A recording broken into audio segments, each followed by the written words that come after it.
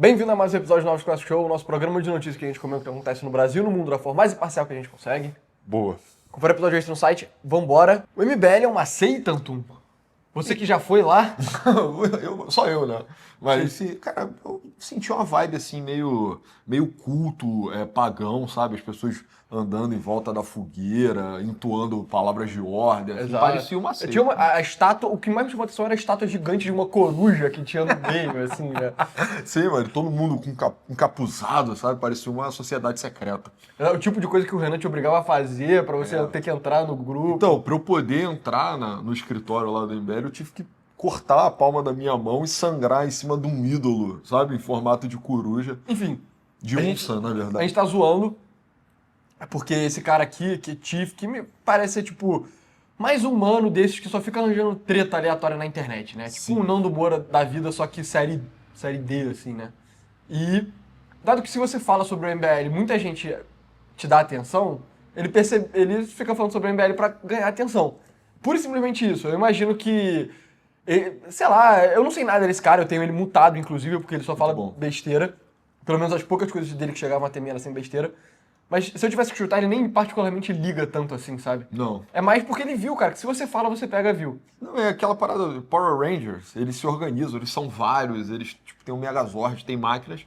E aí o vilão, pô, também tem tempo no episódio, sabe? Ele Exato. é tipo um monstro deformado, assim, que quer destruir a cidade.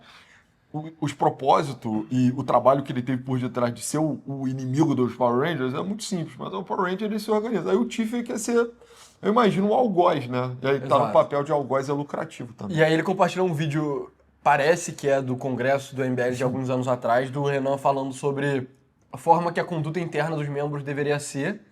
E aí gerou muita discussão na internet. Então a gente vai dar os nossos 2 centavos sobre isso também. E fazer a ressalva que é isso, né? A gente não tá fazendo apologia ao MBL, vocês são putinhas do MBL, foram comprados pelo Renan, vocês são da seita. Exato. Eu não quero que nada disso seja relevante, tipo, nos comentários, por favor, pulem essa parte, a gente tá falando sobre o mérito dessa fala, exclusivamente, porque eu acho que é uma lição legal sobre política, e tem a ver com E o João canal. Aigen, né, que enfim, nosso amigo, fez um tweet que, cara, gabaritou, assim, de, Porra. gênero, número e grau. Ele não é do MBL, definitivamente não é. Exato. E Tem a afinidade. gente... O nosso comentário vai ser nesse viés aqui também, né? Mas vamos ver. Mas só a legenda é hilária, né? Renan do MBL fazendo uma lavagem cerebral brutal. Tá? O cara criou uma seita de retardados pra passarem pano pra todas as merdas que ele faz. Enfim. Vamos lá. Deu de ser, nós somos o público que vai cobrar, eu tô aqui pra cobrar, tô de olho. E aí quando tentam derrubar o Arthur, vocês foram os primeiros a cobrar o Arthur. Quantos de vocês não tiveram vergonha de defender o Arthur quando saiu aquela merda daquele áudio? Quantos de vocês ficaram impactados? Com medo porque vocês cobravam todo mundo e agora vocês se sentiram na posição de ser cobrado. Enquanto isso, um bando de retardado, de verde e amarelo, defendendo as coisas mais absurdas do mundo, não tem vergonha de fazer a defesa do projeto de poder deles. E é isso que eu quero falar. Eu tô vendo um monte de rapazes, um monte de moças, gente do Brasil inteiro que veio até aqui. Pessoas normais, comuns, que querem, eu quero só viver a minha vida normal. Você não vai viver vida normal nenhuma. Ou você deixa de ser esta pessoa e se torna parte de um exército, cujo único objetivo é chegar no poder, ou acabou. É sobre mudar a nossa linha ideológica e é sobre se ver como um projeto de poder. Isso é uma verdade. Pega esse bando de Rodrigo Constantino. Quando eles criticam a gente, falam, o MBL é um projeto de poder. Quer saber? Sou um sim. Foda-se. Eu quero o Kim no poder. Eu quero o Arthur no poder. Ou o MBL se torna um projeto de poder, ou o MBL fecha. E eu quero firmar esse pacto com vocês hoje, e é pra isso que eu quero abrir esse painel. Ou é um projeto de poder, e vocês vão com a gente pra trincheira pra ganhar, ou esquece. Eu não vou aceitar mais, enquanto a gente se sacrifica, ser cobrado. Olha o áudio do Arthur, foda-se o áudio do Arthur, eu passei pano pro áudio do Arthur. E a pergunta que fica pra vocês é se vocês vão deixar eles irem sozinhos, ou vocês vão fazer academia, ou se vocês vão se tornar candidatos, líderes, e vão fazer exatamente o que esses filhos da puta do PT e do Bolsonaro fizeram. Ter um projeto pra tocar o Brasil, e ser um projeto da nossa geração. Fica lançado o desafio com vocês. Já... É isso, né? Então eu até consigo entender porque que isso foi meio que comida pros abutres quererem chegar junto, né? Porque ele fala coisas como, nós somos um projeto de poder. Esse tipo de fala geralmente está escondida, né? Tipo, por detrás de todo discurso político, isso existe. Eu acho que a crítica que a gente vai fazer é justamente essa, que muitas vezes políticos falam coisas querendo dizer outras. E na prática eles estão disputando por poder. Isso é uma natureza inalterável, assim, da condição do político em si. Eu acho engraçado que o Renan falar essa porra aberta. É muito engraçado. Então, é o engraçado, jeito mas dele. por outro lado, talvez fosse necessário mesmo, sabe? Ele tá educando também. Exato, eu sinto, ele tá né? educando, Ele exatamente. tá convertendo. Tipo, acho que isso é um movimento que tá acontecendo dentro do próprio MBL de deixar de ser uma coisa muito idealista, ser muito. Coisa até meio inocente, né? Tipo, as primeiras movimentações da MBL lá no tempo da Dilma eram muito Exato. idealistas. E virar mais E pragmático. virar, caralho, agora vai ser um grupo político mesmo. A gente tem um projeto e a gente quer imprimir esse projeto. Para isso, você Exato. não pode estar ali à natureza do político. Então, vamos ler o comentário do João Hagen, que eu realmente achei perfeito. Bem, pediram minha opinião sobre esse trecho no qual afirmam que o MBL está se tornando uma seita ou fazendo lavagem cerebral em prol de um projeto de poder. Honestamente, eu estranharia se não fosse assim. Desde pelo menos o clássico Sociologia dos Partidos Políticos, do Robert Michels e outros teóricos do poder, é extremamente necessário impedir disciplina e coesão ideológica para que o movimento/partido tenha alguma chance de se chegar e se manter no poder. O MBL quer se tornar um partido político? Sim. Então ele quer o poder. Estranho seria se não quisesse. Pois é, isso é óbvio, né? E digo mais, se o MBL realmente almeja o poder, precisa estruturar ainda mais a coesão ideológica do movimento, promover treinamento ideológico rigoroso e uma estrutura de ascensão na hierarquia do movimento para garantir o melhor fluxo dos capazes aos postos importantes. Sobre a confissão do Renan de passar pano para o Arthur, não serei moralista, mas digo o seguinte: todo movimento que se leva a sério para tomar o poder mantém suas dissensões e autocríticas no seio do partido, faz o possível para proteger membros importantes de críticas exteriores. Pode ser hipocrisia ou algo imoral? Pode, claro. A longo prazo, isso importa para os objetivos partidários? Talvez nem tanto. Enfim, como cientista político, encara essas questões sob esse prisma. E é isso, né? O João Hagen, ele é um advogado, ele tem um mestrado em ciência política e, tipo, tem mestrados e mestrados, né? Tem gente que faz mestrado que não leva muito a sério. O João Hagen claramente levou o mestrado dele super a sério. Ele converteu a tese dele num livro. Converteu a tese dele num livro, ó, literalmente aprendeu italiano só para poder estudar, tipo, de primeira mão os autores da Itália que escreveram no começo do século XX sobre a ascensão do fascismo. E, tipo, o começo do século XX foi um período muito fértil, assim, né? De pessoas pensando sobre poder, ideologia, esse tipo de coisa. Então, tipo, o João Hagen, eu diria que, cara, um dos maiores intelectuais públicos nessa esfera de internet, certeza. assim, brasileiro hoje em dia. E o comentário dele tá perfeito, assim, né? E até conhecendo o João Hagen também tem as convicções particulares dele. Ele é um cara que se aproxima muito do libertarianismo, então ele é meio avesso a esse tipo de estrutura, assim, né? Ele é meio antipartido, anti-estado. Mas ele ter tratado com essa honestidade foi uma grata surpresa, na realidade. Tipo, alguém tinha que entregar, assim. Então, não me surpreende que ele não tenha feito o que esse babaca aqui fez, né? Não, Porque o João Hagen é um claro. cara sério. Nosso amigo. Exato. Nosso amigo João Hagen. A gente, inclusive, está devendo a resenha do livro do João Hagen.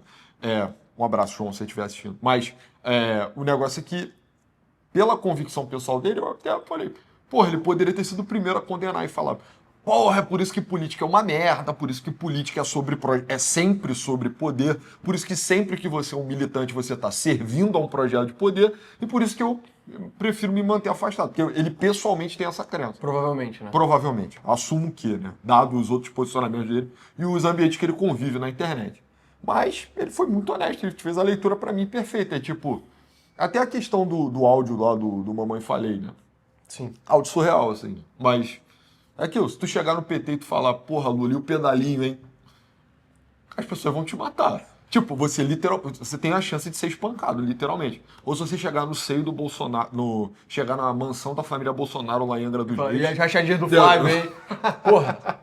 Tipo, todo projeto de poder tem suas hipocrisias. Eu, inclusive, colocaria a justa medida na coisa. Porra, o Mamãe Falei, ele foi criticado, óbvio, né? O que ele falou foi meio errado e tal. Eu até seria crítico desse abraço todo à Ucrânia, assim. Naquele momento não era tão claro o que era de fato, mas mesmo assim, ter ido fazer doação e o cacete. Aí, nesse contexto ainda, tu ter feito aquele comentário, eu não vou ser hipócrita de falar que, tipo, homens não falam esse tipo de coisa. Mas é aquilo, dos males o menor, né? Entre a rachada do Flávio, entre o sítio de Atibaia, porra, você sai em lucro ainda, né? Se você passar a mão na cabeça do mamãe Ablei. Exato.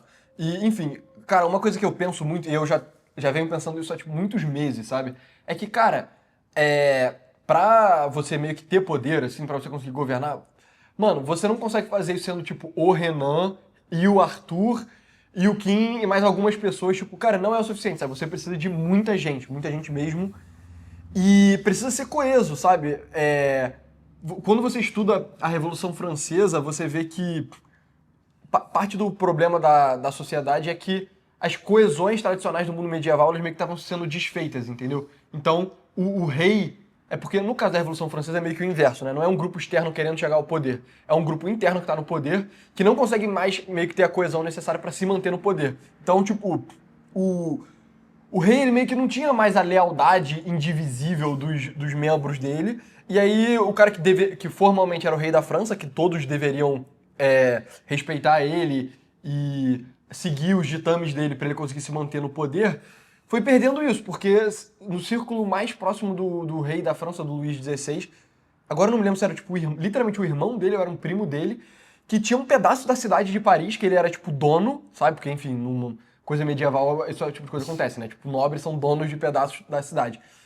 Ele mantinha esses caras, tipo, eu não sei se era literalmente o Marat, sabe? Que era o cara mais radical. Mas ele mantinha, tipo, os panfletários radicais da Revolução Francesa dentro da cidade. Isso era, tipo, o irmão ou primo do rei, sabe? Então, o que levou à queda do Luís XVI? Até certo ponto é o fato de que pessoas próximas dele meio que não tinham uma... Respeito, né?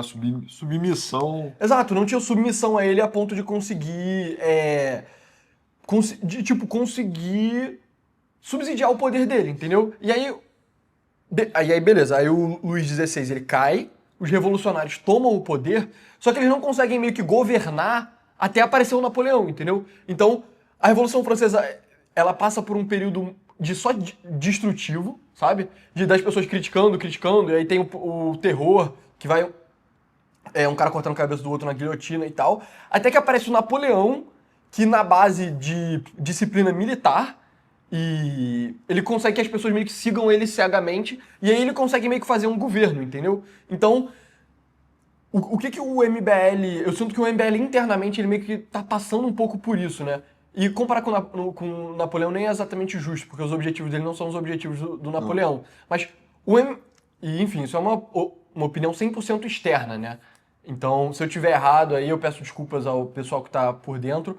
Mas quando você olha pra trás e você vê como eles eram 10 anos atrás, na época do impeachment da Dilma, era uma coisa muito mais parecida com o começo da Revolução Francesa. Que era tipo, cara, nós temos os ídolos da sociedade, o poder da forma que ele está estruturado, e ele tem que ser derrubado. Então, você fazer críticas e não ter particularmente uma coesão de propostas positivas não era muito relevante, sabe? Que é isso, você tem propostas negativas, que é o que está posto está errado, você tem propostas positivas, que é devemos fazer isso.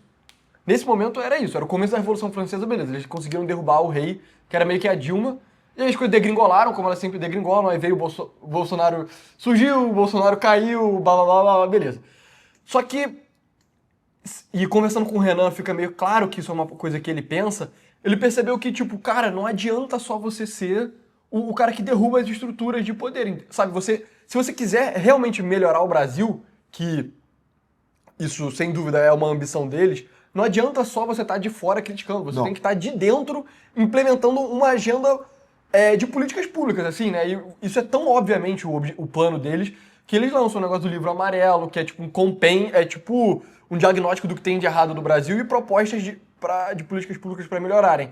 O Renan, ele fala um negócio de como a Constituição brasileira tem que mudar, e propostas de como ela deveria ser diferente. E esse tipo de coisa você não consegue fazer de fora pra dentro, você tem que estar dentro pra conseguir fazer, entendeu? É isso que eu ia falar, cara. Eles provavelmente tiveram, enfim, um entendimento que, tipo, pela beira do poder, né, sendo um movimento de mobilização de massa, como o MBL surge, e consegue, inclusive, ter resultados, porra, muito expressivos, muito impressionantes. Você não consegue, na prática, fazer nada. Você só, tipo, um mecanismo de dissolução dentro do poder instituído. Exato, você não consegue construir nada, você consegue destruir. Eu sinto que o caminho do MBL, se ele não tivesse feito a virada de chave, ele ia virar, tipo, um artífice do poder. Tipo, ia ter alguém que ia recrutar o MBL para se tornar meio que um elemento de destruição de governo de esquerda. Assim. Ia ser um pitbull, assim. O MBL ia ser um pitbull de alguém da direita. Só que isso não funcionou para ninguém, né? Tipo, outras organizações, nessa época o MBL era maior, mas inclusive pelo lado da esquerda também, tipo Mídia Ninja, esse tipo de coisa assim, eram instrumentos de desestabilização de outros núcleos de poder. Hoje em dia você não vai falar de nenhum deles, cara, basicamente. Os que existem estão. A rédea está muito curta, né? Então eles vivem doação, subsídio do poder instituído, inclusive vazou lá que o governo do Lula repassava dinheiro lá pro cara do Mídia Ninja. Né? Quem diria? E aí esse seria o caminho natural do MBL. Eu acho que eu não sei exatamente o que aconteceu. Eu acho que o Kim ter virado deputado federal talvez tenha sido um momento assim meio de epifania, tipo, caralho, a gente consegue entrar também. Eu não sei o que Eu imagino que o fato de que o Kim e o próprio Mãe Falei e os outros vereadores e tal estavam submetidos a estruturas partidárias deve ter ficado tipo, caralho, Então, mano. eu acho que essa foi a virada de chave para construir o partido. Aí o Renan fala claramente que é tipo, cara, a relação deles dentro dos partidos instituídos é muito ruim, assim, né? Tipo, União Brasil, onde tá lá onde tá o Kim, onde tá o Mamãe Falei, onde tá o Guto Zacarias, onde tava a Amanda Vitorado. Porra, o que o União Brasil tem a ver com os valores do MBL? Muito pouco. Eles estão lá meio que à margem, assim, e as coisas, e os planos são dificultados constantemente pela estrutura partidária. Mas eu digo no momento antes ainda. É tipo, puta, quando é que a gente decidiu que a gente vai tentar entrar também no seio do poder? Eu imagino que deve ter sido o Kim, ter sido muito bem votado e ter entrado. Talvez a experiência do Bolsonaro também, sabe? Que é a realização de um cara que conseguiu chegar no poder, mas não soube usar ele adequadamente. Isso foi uma experiência que a gente viveu também, que é tipo, cara, não é só sobre ser eleito, é sobre conseguir operar a máquina, né? A máquina é muito grandiosa. E tipo, eu acho legal, o Renan tem a perfeita noção disso, que tipo, para governar o Brasil, cara, é uma estrutura mastodôntica, assim, o MBL precisa multiplicar, o MBL novo, né, a formatação nova, precisa multiplicar por, tipo, cara, 300, por, tipo, 500 às vezes ainda. Você precisa ter pelo menos uns, sei lá, mano, uns 10 mil quadros, sabe? Sim. Por baixo, assim, você precisa de cara técnico, você precisa de cara político, você precisa de mobilizador de massa, você precisa de ideólogo, você precisa de autor, você precisa de músico. Eu acho legal ele ter essa visão holística e é por onde eles estão caminhando. E é um entendimento muito pragmático mesmo de trincheira, uma coisa meio... inclusive ele fala, né? Ele faz a analogia com guerra, que é a analogia do Gramsci, né? Sim. Que é justamente, tipo, cara, tudo é uma fronteira para a cultura e da cultura... A política é downstream da cultura. Então, cara, tem que ter o autor que é ligado ao nosso campo, tem que ter o músico que é ligado ao nosso campo. E aí, obviamente, na política também tem que estar sendo povoado. Mas é uma visão muito larga de que o Brasil precisa de uma... Eu não quero chamar de revolução, porque traz muito a sinais de violência, né? Mas é que o Brasil precisa revolucionar a sua identidade, a sua cultura. É um projeto muito, muito, muito, muito ambicioso. Quase insano, né? Na real, é loucura total. Mas o que eu acho que não me preocupa, eu acho que é até escroto ter esse aspecto de ser, é que o valor mais alto do MBL não é submissão ao Renan ou ao corpo lá, né, os top voices do MBL. Eles estão produzindo um diagnóstico, um receituário, um grupamento de ideias que é o Supremo. Então, porra, vai estar lá, tem a porra do livro, vai ter o livro lá, o livro amarelo, tá na metade. Aí, pô, alguém vai falar alguma coisa contra o livro amarelo? Pô, qualquer pessoa que está no âmbito ali do projeto vai poder falar, pô, mas você está antagonizando o que a gente combinou aqui, o que a gente Então, no caso do livro amarelo é até menos pior, né? Porque, sem dúvida, se você fizesse uma crítica de boa fé, eles provavelmente ouviriam, entendeu? Sim, mas eu digo, tipo, sei lá, o Mamãe Falei tá lá na Câmara e ele começa a defender uma porra que é contrária ao livro amarelo. Qualquer um ia poder falar, pô, Mamãe Falei, eu vi aqui no livro, você tá defendendo algo que é antagônico. E livro amarelo até é uma coisa que a gente já sacaneou, né? Tipo, tem um corte nosso. A gente sacaneou o nome, né? Mas na época a gente não entendia direito. Não conhecia muito bem o MBL, mas a ideia do livro amarelo ter sido um paralelo, assim, com o livro vermelho, talvez. A gente não sabe até hoje, na verdade. Era, pô. Eu acho que é. Claro que era. Eu acho que diz muito sobre a importância que eles dão pro livro amarelo, entendeu? Tipo, cara, aqui a leitura do momento é essa. Esse é o nosso manifesto de vanguarda. Sim. E aí a gente vai imprimir ele, não vai imprimir o Renan, o cultista, né? Sim. O mitraísta esotérico Renan Santos, entendeu? Vai ser as ideias. E isso não me preocupa at all, né? Tipo, não... Cara, outra coisa também é, o João Agin fez um comentário digno de, enfim, cientista político e tal, né? E eu fiz um comentário digno da pessoa normal, assim, né? Sobre essa questão toda. Eu retuitei o do João Agin, porque eu realmente achei muito bom. Mas eu também tuitei em cima disso, cara. Em cima do post original do cara, que é isso aqui. Como eu falei, a conta desse cara é mutada pra mim. Que é o seguinte, se você acha absurdo o que o Renan falou aqui, 2 pontos, você é retardado. Sim. E o motivo pelo qual eu fiz esse tweet é a ideia de que, cara, vamos lá, não existe vácuo de poder, assim, sabe? Não. Eu sinto que isso é uma coisa um pouco clichê, mas eu acho que nego não pensa exatamente o que isso significa. Mas a ideia é, cara, na sociedade sempre vai ter alguém que vai estar exercendo o poder, entendeu? Então, se você tem uma visão liberal ao excesso, que eu sinto que talvez tenha sido um dos maiores erros, assim, da direita no século XX, você meio que vai estar abrindo margem para outras pessoas tomarem o poder que você não quer, entendeu? Então, por exemplo, na medida que a direita no século XX focou muito em coisas econômicas, que é tipo, cara, olha só, a economia ela tem que ser conduzida de forma liberal, ela tem que ser internacionalizada, tem que ser globalizada, não tem que ter barreiras, tem que diminuir a regulação. Eu diria que essa visão da direita meio que ganhou, assim, sabe? Então, na década de 70, no mundo desenvolvido, então nos Estados Unidos, na Inglaterra e tal, mas até no Brasil, as pessoas tinham uma visão mais pró-sindicato e pró-protecionismo. Aí, na década de 80, teve meio que a revolução do Reagan, sabe? E aí o Reagan e a Margaret Thatcher e tal fizeram uma visão, não, na verdade tem que ser globalizado. E aí hoje em dia ganhou. Poucas pessoas argumentariam contra. O Trump tá começando a argumentar contra, mas venceu. Outras coisas que a direita se preocupou, pelo menos nos Estados Unidos, eles se preocuparam em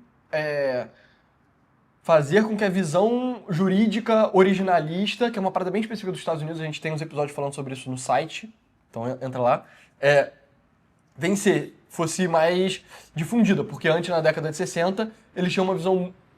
O consenso jurídico nos Estados Unidos era de ter, tipo, ativismo judicial, etc. Venceu, o originalismo venceu. Ou seja, as coisas que os conservadores /direita quiseram se importar, venceram. E aí as coisas que os conservadores não quiseram se importar só foram ficando mais de esquerda, que é basicamente, o Estado ele não tem que se meter nas universidades. E aí os conservadores, quando eles tinham poder, eles não faziam nada na universidade. E a esquerda, quando tinha o poder, ia lá e botava mais gente de esquerda na universidade. Sim. Consequência, ao longo das décadas, aí as universidades foram ficando de esquerda. A cultura tem que ser 100% conduzida pelo mercado. Mesma coisa, os conservadores estavam no poder, eles não tocavam na cultura. E aí a esquerda entrou no poder, a esquerda mexeu na cultura, a cultura foi ficando mais de esquerda. Então, tipo, você conseguir governar, você realmente conseguir mudar meio que a visão que o país tem, envolve você meio que sujar as suas mãos, entendeu? Envolve você ter que se meter nesses aspectos, tipo, mais amplos assim, da sociedade. E pra mim tinha muita gente querendo ser meio que mais realista do que o rei, não só nesses aspectos ideológicos, mas em aspectos pragmáticos também. Então, por exemplo, uma discussão recorrente é a questão do fundo partidário. Nossa, o fundo partidário é uma coisa absurda. Mas, porra, o fundo partidário existe, tá ligado? É isso. Se você não quiser lutar com fundo partidário, isso tem que ser feito com base num cálculo estratégico, não tem que ser feito com base num cálculo moral. Tem que ser, vamos lá, quais são os prós e contras de usar o fundo partidário? Se eu usar o fundo partidário, o pró é óbvio, eu tenho dinheiro para gastar na minha campanha. E o contra é, eu vou estar menos ideologicamente puro, eu posso afastar certas pessoas do meu movimento. E o inverso de não usar o fundo partidário é a mesma coisa. Se você não usar o fundo partidário, você vai ser visto como um movimento mais anticorrupção, antissistema. No balanço, o que vale mais a pena, sabe? Se o fundo partidário fosse menor, talvez a sinalização de virtude de não usar o fundo partidário, ela fosse mais vantajosa do que o dinheiro que você ganha pelo fundo. Só que o fundo partidário é tão ridiculamente gigante no Brasil que, cara, você não usar ele, você tá, tipo, se aleijando. Essa foi a tese do Novo por muito tempo. Até o Novo voltou atrás. Até o Novo voltou O atrás. Novo foi fundado nesse sentido. Ele achava que o fundo partidário é o maior absurdo possível. A gente vai usar só recursos privados. O Novo nunca conseguiu se vascularizar, então ele sempre dependeu muito de doação de grandes empresários. Foi um projeto, ele tinha poucos artifícios dentro dele para proteger a coesão ideológica dentro dele. Cara, no fim das contas, hoje o Novo expulsou seu fundador, João Amoedo. O Novo usa fundo partidário. E colou no Bolsonaro. Colou no Bolsonaro, entendeu? Enfim, na minha opinião, é isso. Tipo, o Novo ele tinha dois caminhos. Tinha o caminho do João Amoedo, que era tentar fazer uma coisa independente do Bolsonaro com coesão ideológica, e tinha um caminho que o Novo tomou, que é se tornar meio que uma ala paralela ao Bolsonaro. Eu acho que, cara, sinceramente, do ponto de vista pragmático, você nem pode criticar o Novo, porque o que o Novo fez, de certa forma, é o que o Renan tá falando que o MBL tem que fazer, que é tipo, olha só, não existe você estar no poder você conseguir influenciar o poder, sem, tipo, uma estrutura hierárquica que você tem, tipo, lealdade ao líder. Isso. O Renan e o MBL, por motivos que eu até, cara, eu penso muito nisso, eu concordo com a visão do Renan. O Renan e o MBL como um todo enxergaram que, tipo, você ser um vassalo do Bolsonaro, no final das contas, não dá certo. Porque o Bolsonaro ele é um líder muito fraco. Então, dado que não dá pra ser vassalo do Bolsonaro, nós mesmos precisamos tentar ser o soberano, o rei. E aí, só que embaixo da gente, nego precisa ser meio que nosso vassalo, entendeu? Com certeza. O Novo, ele meio que tomou o caminho oposto. Ele falou, tipo, cara, a gente precisa de uma estrutura hierárquica política pra gente colar. Então vamos colar no Bolsonaro. E agora que a gente tá dentro da parada do Bolsonaro, não faz sentido criticar ele. O que eu acho que aconteceu com o Novo, cara, foi mais que tinha um grupo de pessoas que eram... Em inglês tem a palavra retreatist, né, que é o cara que bate em retirada. Ele tá sempre regredindo para manter a pureza dos ideais dele. Exato. O Novo era um grupo, assim, liberais, clássicos, bem no sentido estrito senso da coisa mesmo. Tinha pouca... Por isso que eu achava que era um partido natimorto, porque, enfim, era um grupo de ideias, assim, que muito estrangeiro pro Brasil. Mas... começa a entrar um grupo maquiavélico, pragmatista, sequestra o partido, pô. Eu acho que é muito mais o Novo ter sido um instrumento montado sem eficácia nenhuma, porque ele tinha esse caráter... Eu preciso de uma tradução boa para retreatist, porque isso seria um... Cara, eu vou chamar de covarde. Foda-se. Covarde, é uma pessoa que sempre bate em retirada para manter a pureza das ideias dele. Era um grupo político, uma estrutura política de covarde que foi tomada por maquiavelistas. E aí foi agregada a uma pirâmide maior. Foi um partido que foi sequestrado mesmo. A minha leitura é muito mais essa. Ela foi sequestrada, mas eu acho que não foi nem... As alternativas eram ou vira o que é ou morre, né? Então, exato. tipo, dado que o exemplo de sucesso que eles tinham era o Zema, e o Zema era um cara que entrou na pirâmide bolsonarista, eles ficaram de brother. Exato. Porra, então foda-se, tá ligado? Exato. Se o governador que a gente conseguiu eleger, tendo um partido muito novo e muito pequeno, a gente conseguiu eleger na base do Bolsonaro, quer dizer que o futuro do nosso partido pode ser junto do Bolsonaro. O Novo era um grupo político covarde, no sentido de não engajar com o poder, e era um grupo fraco dentro dele. Ele não tinha mecanismos também para preservar a pureza de dentro para fora. Ele só tinha defesas para externalidade. As pessoas começaram a entrar. Eu nem acho que o Novo virou absolutamente uma coisa do Bolsonaro, mas rolou uma interação. Hoje é tipo um bolsonarismo plus, assim, premium, né? É uma coisa mais chique. Bolsonarismo que come de garfo e faca. Exato. Ainda tem aquele ranço, assim, do empresariado que agregava ao Novo. Ranço não, né? Fragança daquele empresariado que se aliava, que estava ali dentro do Novo, agora interagindo. O MBL teve a opção... Eu acho que do princípio talvez não tenha tido esse caráter de covardia, de estar sempre retrocedendo para estar preservando o grupamento de valores, assim, estrito. Tanto que não tinha exatamente um grupo de valores. Tipo, o MBL era o Movimento Brasil Livre. Era um movimento liberal. Mas era liberal, anticorrupção, assim. Liberal, anticorrupção, mas isso era muito difuso ainda, né? Não era exatamente um projeto de poder em si. Eu sinto que o MBL está maturando na frente dos nossos olhos, sabe? Sim, tá desenvolvendo tipo, um caráter, cara, uma série de dogmas, um diagnóstico, uma visão comum. Ele está criando mecanismos para se proteger internamente, que é o que o Renan falou em outra instância, que é tipo, cara, se você tomar uma decisão que é contrária ao nosso grupo de ideias, você vai ser expulso. Muita gente criticou isso também. Absolutamente normal também da dinâmica política. E tá querendo arrumar um caminho para entrar, cara, no núcleo do poder. Porque o cara tipo o Chief, que eu também nem sei o que ele faz, eu acho que ele faz vídeo de videogame, e o Nando Moura, são dois caras que tem também um viés meio de retreat, sabe? De covarde. Eles querem manter a pureza do que eles acreditam, que para piorar o diagnóstico que eu faço dos dois, não é algo coeso, tá? Não é algo... Eu sou o Nando Moura, eu acredito no liberalismo do Adam Smith. Tudo que foge disso é impuro e por isso eu não engajo. Não é nem isso. É meio que ele faz esse personagem do puritano para chamar a atenção. E para ganhar view e ganhar dinheiro, só isso. Exato. Mas é uma postura muito filha da puta porque ela é contraproducente. Meio Exato. que, via de regra, o diagnóstico do Nando Moura, do MBL e do Chief, eles estão no mesmo campo político, eles são de direita, eles querem ordem, né, via de regra.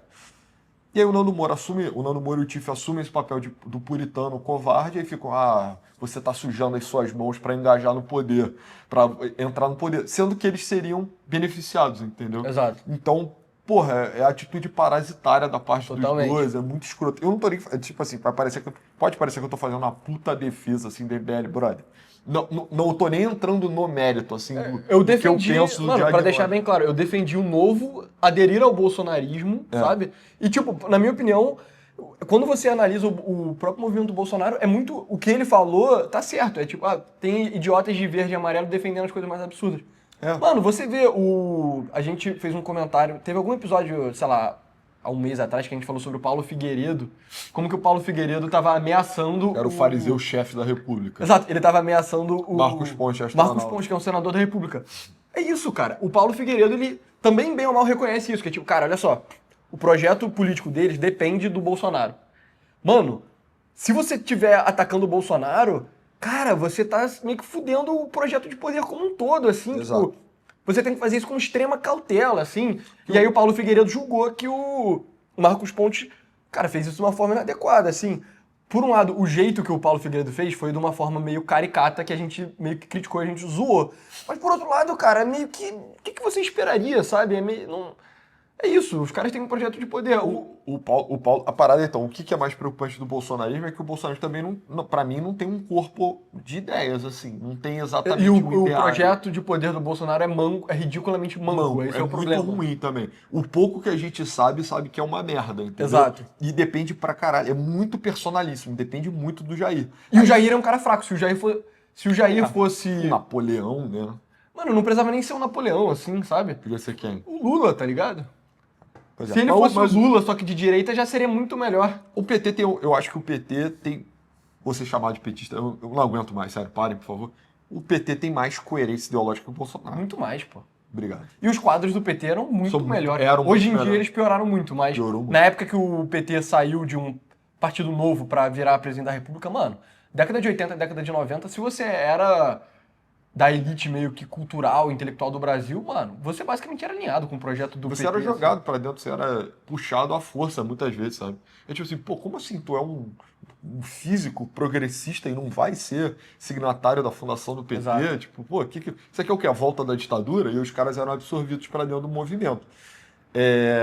Então, assim, cara, eu acho que a defesa que a gente tá fazendo é tipo, política é um jogo de sujar as mãos. E deixa eu fazer outro comentário também. Eu sinto que uma coisa que pega um pouco as pessoas é a ideia de que, tipo, cara, então eu vou entrar no MBL e o motivo que eu tô dentro do MBL é pra fazer que o Renan, o Kim e o Arthur cheguem ao poder, sabe?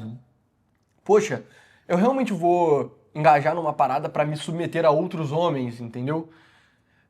Sabe, eu sinto que tem um pouco disso, que é tipo, cara, eu não vou violar os meus princípios individuais para que o outro homem chegue ao poder. Só que o problema é que a natureza do poder, ela é uma natureza meio piramidal, entendeu? Então, você tem que pensar, a forma que eu acho mais adequada de pensar, como se fosse uma parada medieval mesmo.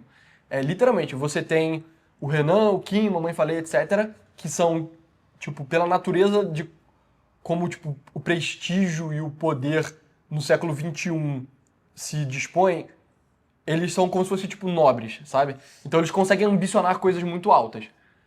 Por quê? Porque eles basicamente têm... Eles fundaram a porra. Eles fundaram a porra e eles comandam muita atenção na internet, que é cada vez mais relevante pro âmbito político. Então você tem que imaginar como se eles fossem, tipo, literalmente, duques, sacou? E aí você tem duas alternativas... E você, que meio que na internet, você tem duas alternativas. Ou você vai, por conta própria, ambicionar você se tornar o duque e criar sua própria pirâmide, que eventualmente... E pirâmide eu não tô falando no sentido ruim, não, tá? Falando... Não é só no sentido de ordenação, né? Exato, tipo, exato. De caráter de importância. Né? É um cara que é mais importante que os demais. Exato.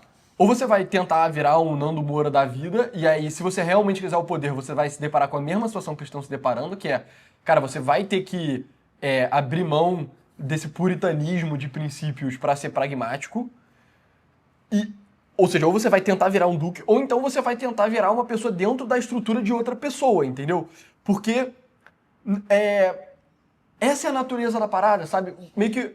A gente já falou isso no programa de membros, tipo, cara, você não vai ser o Getúlio Vargas, entendeu? Não. Tipo, desiste, você não vai ser o Lula, a gente não vai ser o Lula, a gente não vai ser o Getúlio Vargas, sabe? Então, ou você... Se você tem algum interesse por poder, ou você cria sua própria pirâmide e se coloca por cima, ou você entra na pirâmide de outra pessoa. Claro que você entrando na pirâmide de outra pessoa, Tem pirâmides que são mais abertas e pirâmides que são mais fechadas. Tem pirâmides que são mais meio que meritocráticas e menos meritocráticas. O João Águia, inclusive, ele faz esse argumento aqui, né? Então, por exemplo, ele está falando estrutura de ascensão na hierarquia do movimento para garantir o fluxo dos capazes aos postos importantes. Isso é uma coisa que o Bolsonaro faz muito mal, tá ligado? Que é tipo, você não sobe no bolsonarismo baseado em ser um cara bom, você sobe no bolsonarismo baseado em ser o Lucas Pavanato, entendeu? É isso, é literalmente isso, não tem mais nada por Tem que detrás. ser um agitador moralista de mídia social. E a gente já sabe que esse tipo é um tipo de baixíssima eficácia E efetivamente governar. Qualidade mesmo. Até, por exemplo, o cara poderia ser um excelente legislador. Eu não acho que seria mutuamente exclusivo. Mas como você está maximizando visualização, você está nem maximizando, sei lá, qualidade do argumento moral, é a merda mais infrutífera do mundo, entendeu? É como se você tivesse, cara, você está semeando grama, né? Porra, a grama vai crescer, você vai fazer o que com ela?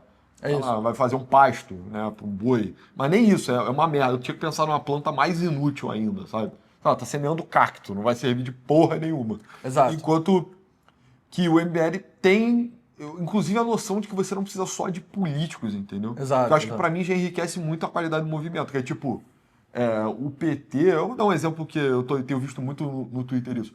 O Antônio Palocci tem um fã-clube de economistas. Ele é um cara que estava agregado à estrutura do PT, como médico e savant de economia. Nunca teve pretensão política, eleitoreira, assim, cara. Inclusive, zero, eu acho ele zero carismático. Acho que era parte do apelo dele esse anticarisma para esses garotos que são economistas que gostam dele. E era um cara que estava agregado ao time ali do PT. Pô, abriu uma vaga de ministro da Fazenda. Vamos dar a chance pro Palocci? Vamos. Sempre teve na estrutura. Sabe quando é que o Bolsonaro ia conseguir agregar um cara desse? Só por um milagre, que era a parada. Foi o que aconteceu. Foi um milagre, exato, que foi a parada do Paulo Guedes, entendeu? Que você tem que, pra você entender por que o Paulo Guedes se agregou ao Bolsonaro, cara, tem que ter o arco inteiro da vida do Paulo Guedes pra você entender por que ele tomou essa decisão que é insana pra ele. Ele não tinha a menor necessidade de fazer isso. Exato. E ele, inclusive, não conseguiu se... Tipo, ele ficou até o fim do governo, eu acho, por um senso de responsabilidade, mas você não vê ele agregado à estrutura mais do bolsonarismo. Ele meio que lavou as mãos deles e fez o cash out, porque não faz o menor sentido. Então, Exato. não adianta você ser o Paulo Guedes e do teu lado tá na reunião com o Lucas Pavanato, mano. Com o Nicolas Ferreira, sabe? Enfim. E aí, a parada, tipo, continuando a analogia, é o seguinte, cara, você individualmente não vai ser o rei, sabe? O MBL não tem rei ainda, inclusive. Exato. Se você quiser fazer parte de uma estrutura que ambiciona o poder, você vai ter que meio que entrar por baixo, ou na melhor das hipóteses, entrar no meio, sacou? Se você tiver algo a agregar... Exato, se você tiver algo a agregar. Uma vez dentro, você não faz sentido você criticar a pessoa que está em cima, porque isso só vai atrapalhar a estrutura como um todo. E aí o cálculo que você tem que fazer é tipo, cara, eu confio nas pessoas que estão em cima, para que se elas chegassem ao poder, ia ser melhor do que as pessoas que estão hoje, porque perfeito não ia ser, nenhum governo foi perfeito, entendeu? É aquela história, muita gente ficou frustrada com o PT, porque achavam que o PT ia ser uma coisa maravilhosa, mas o PT entrou no poder e imediatamente começou a fazer corrupções absurdas, assim, que é aquela parada do mensalão, né?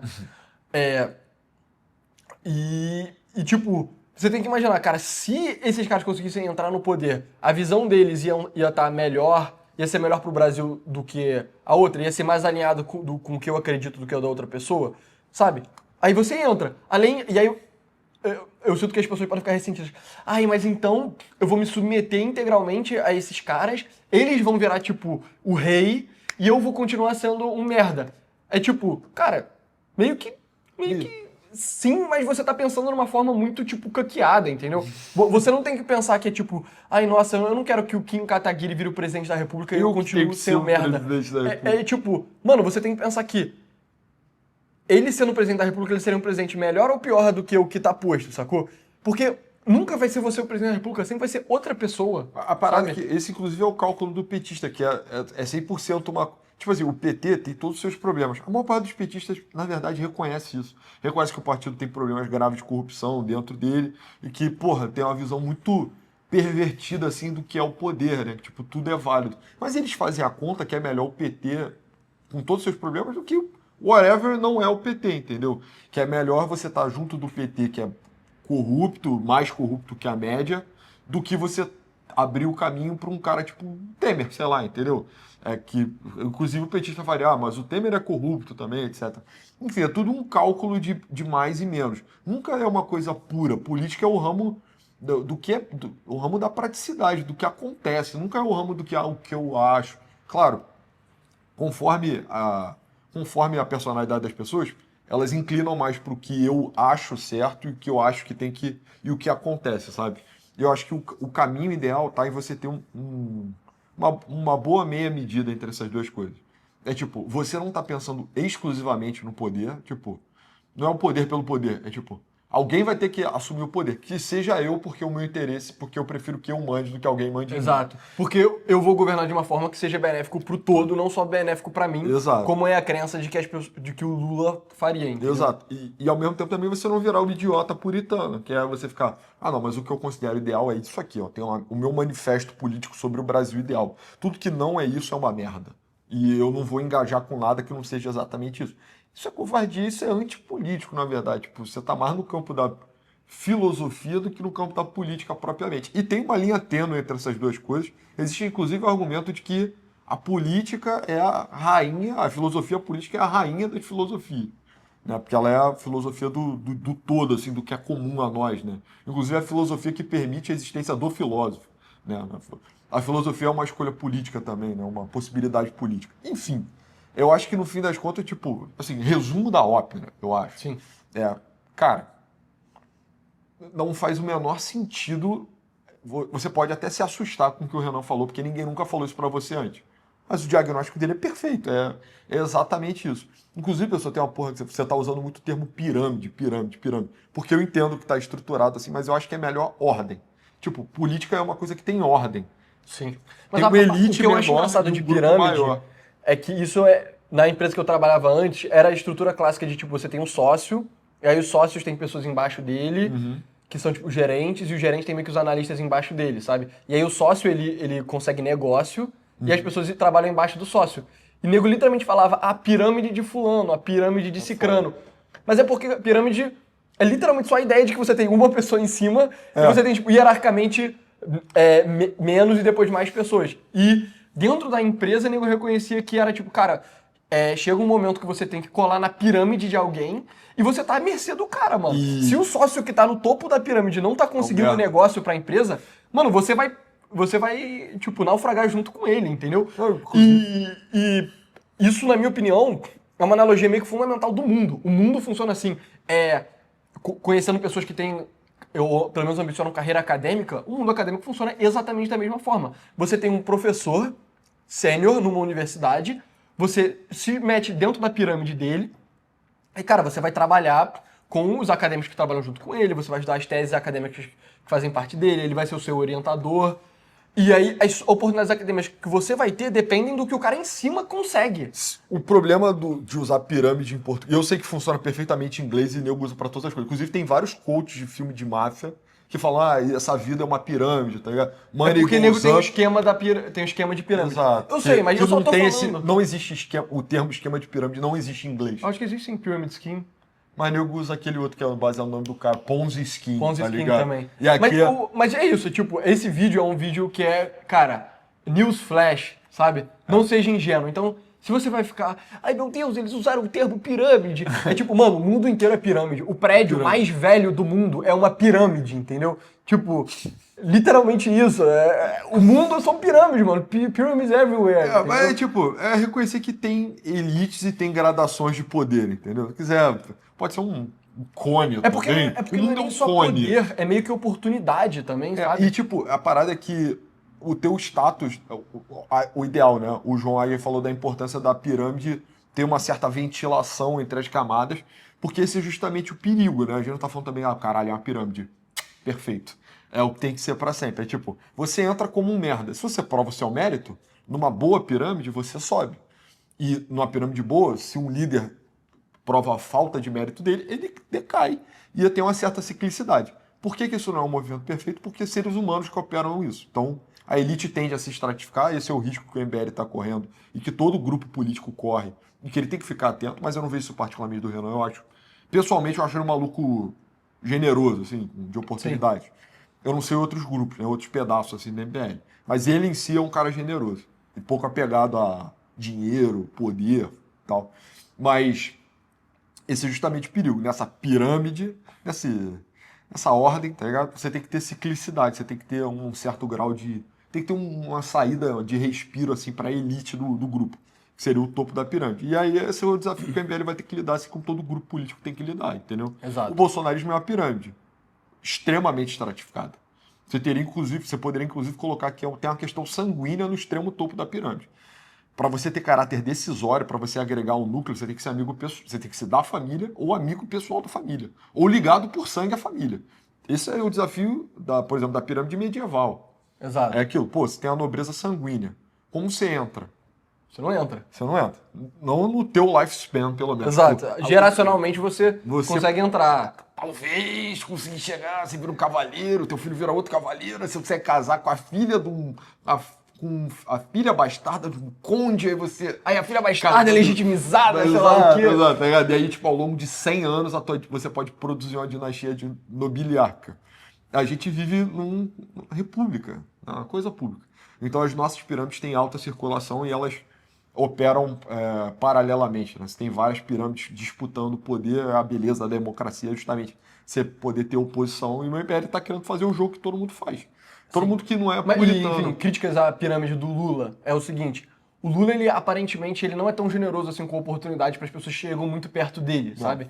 Então, Tem um paradoxo, na verdade. o Bolsonaro, ele tem um segundo escalão, que é umas pessoas, tipo, o próprio, sei lá, o Tarcísio hoje em dia é um melhor exemplo, sabe? Mas o Bolsonaro, ele tem pessoas que podem suceder ele, enquanto o Lula meio que não tem. A pirâmide do PT, ela era muito boa em trazer pessoas competentes para os níveis intermediários. E era destruidora do nível abaixo do poder. Exato. Então, tipo, o Tem um Lula sendo paradoxo. o rei, o Lula ele não admitia nenhum duque. É tipo, cara, não vai ter nenhum duque. Sim. Mas marquês, tem tipo... Condes, né? Condes e marqueses, tem condes e marqueses de sobra e são todos eles muito bons. O problema é que não só não formou-se nenhum duque, assim, do PT, como o nível dos marqueses foi piorando muito ao longo do tempo, sabe? Talvez por excesso de oxigenação também. Eu acho que não é nem isso. Eu acho que é tipo os valores que faziam você subir foram degringolando, né? Pode ser também. Sabe? Enfim. Mas cara, eu acho que pra concluir é tipo, A cara... pirâmide do MBL tem que ficar de olho nos critérios que vão reger ela internamente. Isso que é o Exato. perigo. E essa é a natureza do poder, sabe? Eu até respondi aqui, eu falei, tipo, cara, alguém tem que ter poder, infelizmente não dá pra destruir o anel de Sauron na vida real. E aí a reação foi que o tenha alguém que manifeste intenções similares à minha. Mas é literalmente isso. É tipo... Bem-vindo. Cara, era isso, né? É um negócio, você nunca vai ter uma representação perfeita sua, um espelho teu perfeito no poder. A menos que você seja o Getúlio Vargas da nossa geração. Mas mesmo se você for o Getúlio Vargas, cara, você vai ter que Eu fazer acho vários que- sacrifícios pragmáticos, sabe? Eu acho que o Getúlio Vargas da nossa geração deve estar com uns 12 anos. Sim. E ele é fã do Novos Clássicos. Ele tá vendo? Ele já adopta Exato. novos casos, mas é isso. Mas é isso, pessoal. Esse foi o Novos Clássicos Show de hoje. Muito obrigado por ter entrado até aqui. Entra no site www.novosclassicos.com.br. Lá a gente fez um episódio sobre argumentos sérios de por que a Inglaterra corre um risco de ter uma guerra civil, que é bem preocupante. Então, eu não, em geral, eu não sou o schizo da a guerra civil, como é que é o Heartland Theory, sabe? Isso é pica. Eu sou pouco... Você atesta que eu sou pouco schizo. Você é cético, muito cético. Fez um artigo que me motivou a querer falar sobre isso no site Novos Clássicos. Então, sobre uma possível guerra civil na Inglaterra. Então, entra lá, esse episódio é de graça. E no site você pode virar membro, ou por 8 por 25 reais, para apoiar o nosso trabalho. Então, por favor, faça isso. Além disso, siga no Twitter. O meu arroba é pessoa_a99. Novos clássicos. Eu roubei o arroba do pessoa. E é isso, pessoal. Muito obrigado. Valeu.